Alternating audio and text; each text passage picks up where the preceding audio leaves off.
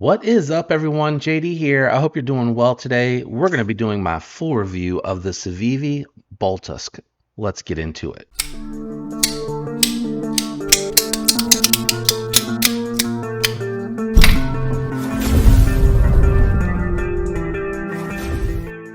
All right, so what we're going to do today is we're going to do some size comparisons, profile, and weight, and then we'll jump into thoughts and impressions. Really excited about this one. It is a nice full-size offering from Civivi. I love when they're doing that. I know they do a lot of regular, medium, EDC size, and even smaller size carry options. So when they throw a big one out there, I want to jump on it and take a look at it because I'm really grateful for that, with the larger hands being one of the things that's important to me. Let's first bring out the Para 3 from Spyderco, and as you can see, much more full-size knife. So let's see what it looks like against the Shaman. Very comparable. You got a taller blade and a taller handle, but as you'll see here in just a minute, it is a little bit thinner than the Shaman overall, which I think will be compelling for some of those that might be on the fence for the Bulltusk. Here it is against the Migron Moyarl. It is a medium-sized EDC, and as you can see, the Bulltusk is larger. Let's move that Shaman out of the way and grab the actual Civivi Praxis. I know normally I bring the Vision FG out here from the budget realm. I think the Praxis is a more affordable, but I thought it was a very interesting comparison because it reminded me a little bit of the Praxis in how it feels in hand and the ergonomics. Very friendly for medium to extra large size hands, and the Praxis locks you in more than the Bulltusk. The Bulltusk has just the one finger groove for you to lock in, and then more neutral ergonomics and curving down, which is actually very comfortable. Now let's check the profile on this one out, because the Praxis is also a knife that I used to consider really thin, and I don't know if it's because of the height, but the Bulltusk feels like it's actually a little bit thinner. So let me just get these two lined up the best that I can. Yeah, and I don't know how well you'll be able to tell, but you can see the liner thickness is similar, but the scale thickness on the Bulltusk is slightly thinner, and I think the Shaman's going to be another really good comparison for this one. The Shaman is about the same thickness as the Praxis, but I think with the red scales being a little bit lighter, you might be able to tell. I am just kind of using my thumb to make sure I'm not moving from where I'm looking at it to looking at it in the camera. I'm not at the best angle to look in the camera, but there you go. I am curious about the weight on this.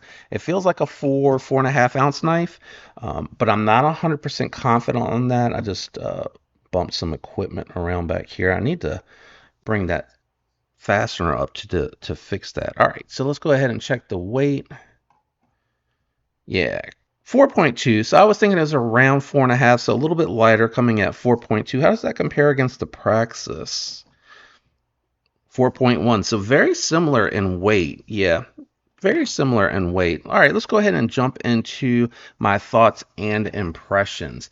So before we get too deep into that, I did go ahead, because this one is the more expensive version, I wanted to check out the Alum from Civivi, and I was very excited because I've heard they switched to a core of VG10 from 9CR for their Damascus, which would mean a little bit of better edge retention and cutting performance out of it and ease of sharpening than you would get with the 9CR. 9CR is going to have really good edge retention, but it's not going to be as tough as VG10. I did order the 14C28N variant. I got the OD green with the blacked out. I do plan to swap all of the hardware to this. I want to see what it looks like with the black hardware and the black liners. I think that would actually really make the Alum amber color pop. I think it'll add a little bit of darkness behind it so it's not so shiny, but I really do. At first I wasn't sure about the Alum, especially because everybody's like, oh, it's PP colored, which if your color is this, if your pee is this color, please drink more water. But the Alum really reminds me of like a light beer color, like a amber color. I think it's a really pretty color, and it's really grown on me, especially after getting my American Blade Works, which I hope comes back here one day. I feel like it's been out in the pass around group for months, and I actually kind of miss it and would love to get it in and take a look at it compared to this particular variant. But what I do like here and I don't know how well it'll come out on camera, is you do have some micro milling that they did on here, and that does prevent it from being slick in hand and feeling like it's easily going to come out. You're able to really grip onto the knife, and then it got some aesthetic slots here that I like. It is very ergonomic. You got proud liners, so it doesn't feel hot in hand. I do feel a little bit of the thinness here on the liner, both when I'm holding it in hand and when I'm disengaging it. It's a very strong liner. So when I go to push against it, if I'm fidgeting, which is not a prerequisite for a good EDC, it does make the thumb feel a little bit sore after a while. But in the hand, man, it's just, I'm locked in at exactly 4 fingers. And again, I have very large hands. The tall handle makes it nestle in the hand so comfortable. I really do like that a lot. It's locking up at about 40%. I know it's going to be really hard to tell because the interface where the lock bar hits is deep down into the crevice of the knife. You do have good access to it, and you have nice jimping here. Honestly, the way that it's thin and so strong, I actually do prefer like the little European, and I also prefer the pull up and disengage. Coming in from the side, this is where it starts to hurt. I'm a little sore here. A couple of knives here I've had recently have been really strong here with tight access, and you can see what's happening is it's starting to chew away at the thumb. So with this one, I've just been disengaging it these 2 ways, and that is preferable for me because it is thinner and a little bit tighter to kind of try to get in between the two. So I would say okay lock bar access, but easy to disengage in these 2 particular methods here. If you like to let it drop, just know that it is a thinner lock bar, and if you have larger hands, it is a little bit of a tighter access. Pocket clip is reversible in deep carry. It is nested into the scale, and it goes in and out of the pocket really nicely. I love this flatter style, wider style pocket clip that they've been doing here lately. It does feel comfortable in hand. I can feel that it's there, but it's not poking. It's not super proud up from the knife. I can see that they did a little bit of revisions from the older style pocket clips that you see here on the Vision FG, where it's really tall off of the knife, and it is wide, and it does function very well in the old one, but the newer one's a little bit more slender, and again, not as proud off of the knife, goes in and out of the pocket well, and the way that it lands in my hand, it's comfortable. Now, I don't know, and I haven't looked at to see if how deep it is nested in there, but I don't know if the titanium pocket clip that you see here on the flatliner, flush scale on the Praxis would do well on this particular knife, but I think it would look really good. But I don't have any issues with this pocket clip, and I don't know that it's necessarily worth upgrading. You have milled out liners, which is really cool because you can actually, in this particular instance, see the Damascus through the liner, which I didn't notice that in the unboxing, but as I spent time with it, I really noticed it. Let's talk about the action. You got ceramic bearings in the pivot. You got an awesome flipper tab. I love that they've gone away from like the unicorn to the more flat squared off style flipper tabs. I think aesthetically it looks nicer, and then it's perfectly angled for the light switch. Really satisfying detent, not overly strong. It feels good for the flipper. It feels really good for the reverse flick. I come down for the slide for the reverse flick, and it's super satisfying. Now, the keyhole shape here actually works really well for the thumb flicks. Now, I do slip off a little bit sometimes on this particular model, and I do want to check out the non-Damascus variant on the 14C28 in one that I have coming and kind of compare it to this one. But if you kind of angle your thumb like you would if you were doing a thumb stud and you flip it, I've never missed like that. If you just try to lay it flat and go up, that's where it kind of slides off a little bit.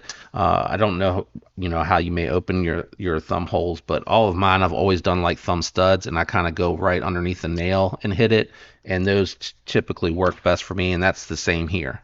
I find that I have no issues with that. Now, if you reverse flick, like Spidey flick, where you're up here, that is still satisfying, and it works good feels good, but I feel like when you go down to the side flake, you got a better angle. Man, it's satisfying. Good sounds. Let's check the sounds out.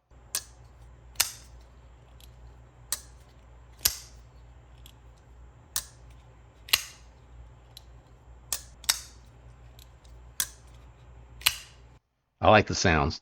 Um, let's jump into the blade. Now, I want to clarify something. I mentioned this in the unboxing. This is Damascus, not Damascus steel. It has a core, from what I understand, of VG10.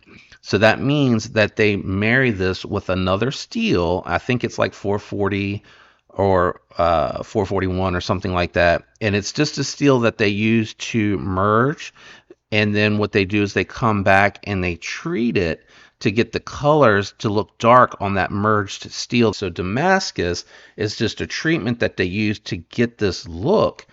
It is not Damascus steel where they're using two higher end steels and merging them together to get this also similar look. You usually see a little bit more polished than you do Damascus. Damascus usually has a little bit darker color. Damascus steel, you see a little bit of the lines and it's more polished and you don't have as many of the marks. So Damascus is a look, and how they get that look, I guess, is really the correct way to say it there.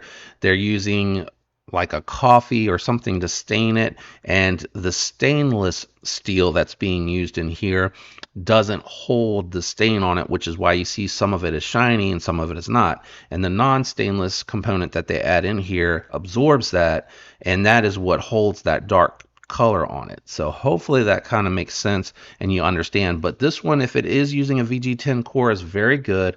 I would put VG10's edge retention above 9CR and its toughness above 9CR, but below 14C28N as far as toughness. 14C28N is very tough, but I would say that you may find that you're getting very similar edge retention with the VG10 that you would see with 14C28N. It's going to be very comparable. I wouldn't say they're identical, but very comparable. I did go ahead and test this. It's a very thin blade stock, very tall flat grind. It came with a very nice factory edge. It cut through the paper, no issues whatsoever, no blemishes. So let me know that the edge was sharp from the factory. And then it seems like this is a good factory edge. I ran it through a bunch of cardboard. I cut a good amount of pieces on screen to show you here. And then I also broke down some Amazon packages because they're coming in for the holidays. And it went through that cardboard really nice. It feels like a laser beam, and I really do like the blade stock on here. After testing it and also using it to cut some cardboard, you can see it went right back through the paper. Very slicey still. Very happy with the edge on here and how it's holding up. It also cleaned up very nicely.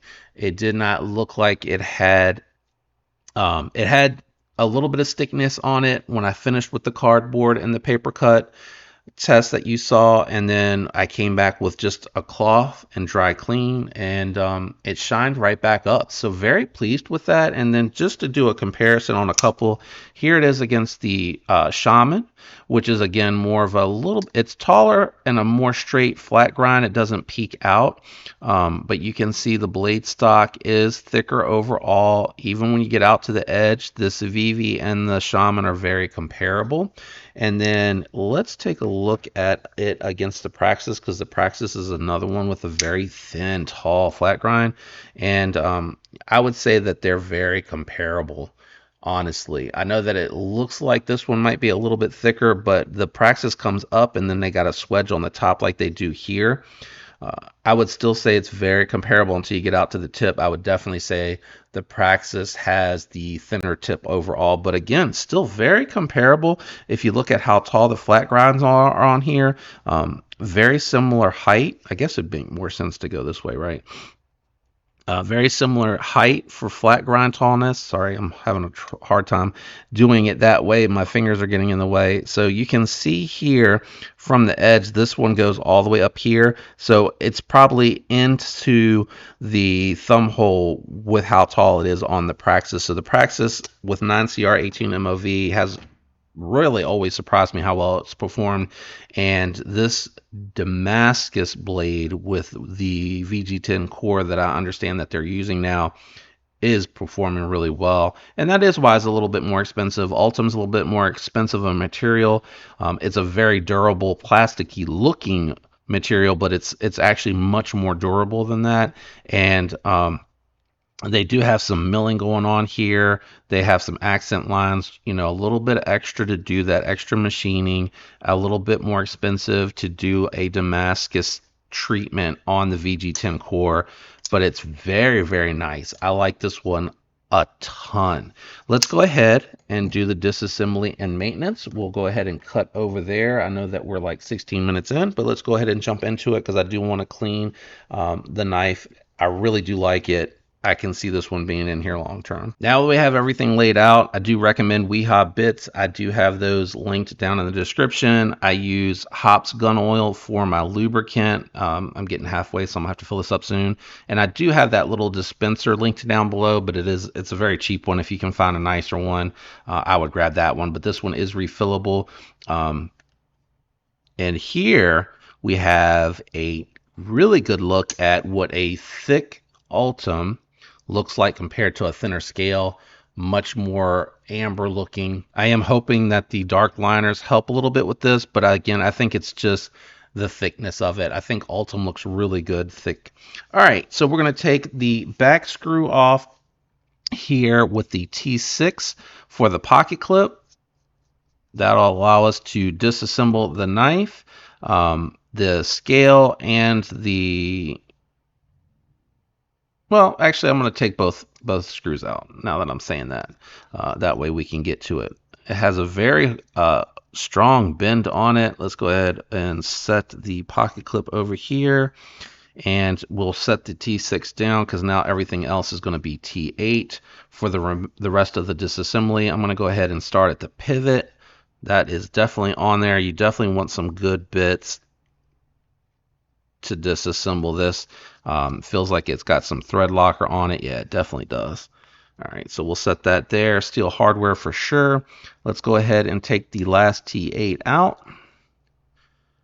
Set that aside on the magnet. I do like this NAF burrito roll. It organizes everything. It has the magnets to hold everything in place. So just a real good look at the Altum. And again, I think the black will really make that look a little bit better. You're still going to be able to see through it because it does have the milled out liners, but I think the black is going to look really good against it to darken it up just a little.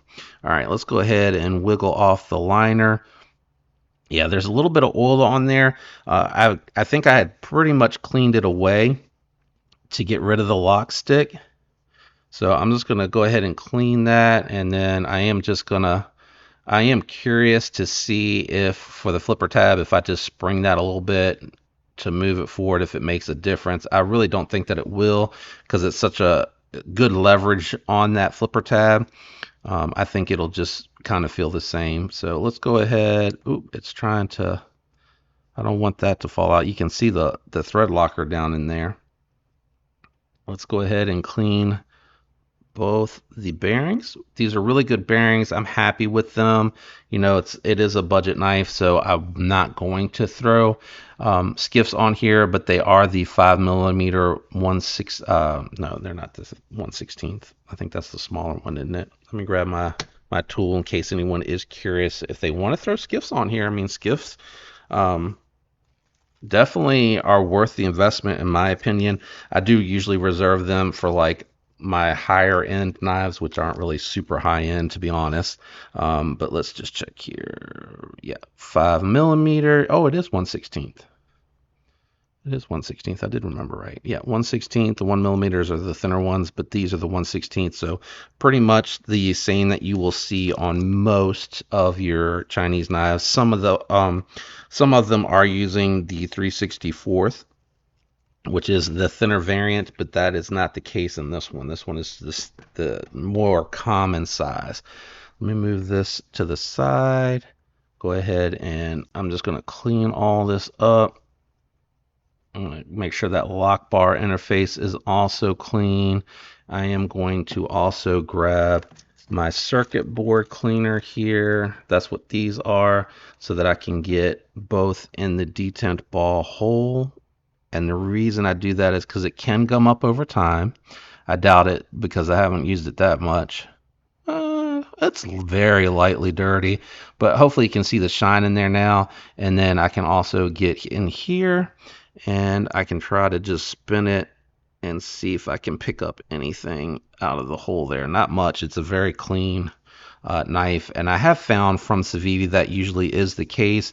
You can see the detent ball track on the steel liners here, which is another reason why I usually forego throwing bearings on this style of knife. I just leave the factories on there, and I've done so many swaps that I actually have a bunch of these. So if it happened to be like it was on my Wii Orpheus, where a couple of the balls came out of this fold over style, I could easily go and grab another pair out of this little bin here to the side. All right, now that we have everything clean, what I'm going to do is these were facing the solid side, or the closed side was facing the knife. I think they do that to prevent anything that might get clogged up from rolling against the blade directly. So they face like that. And then I'm going to try to keep that from falling out. And I'm just going to hit it a little bit with some lube, help it break in, get some nice action there, and make sure that that is locked in. We'll grab the blade, put the blade back on, and we'll go ahead, since we have the lube just wanting to roll out of here today, we'll go ahead and lube this one up. And you'll want to have the open side facing out. And then just a little drop here in front of the detent ball. That should be all that you need, and it should prevent it from creating lock stick for you on that lock bar. Let me go ahead and move that out of the way. We should be done with the lube. You can reinstall your liner now. Just there we go. All fall into place. Then you should be able to just lay the scale on and reassemble. So we'll start in the reverse order. I'm going to put the T8 back on here. I usually do not have an issue with this style of a knife. Oop, I was holding that very loosely. Backing out or anything like that. So I'm not going to reapply the thread locker. Plus it had a bunch in there, and I think, you know, I don't know how much truly came out when I was disassembling. So that is all the way tight. I'm going to back it out a little and then tighten it just a little bit more. Nice and locked up.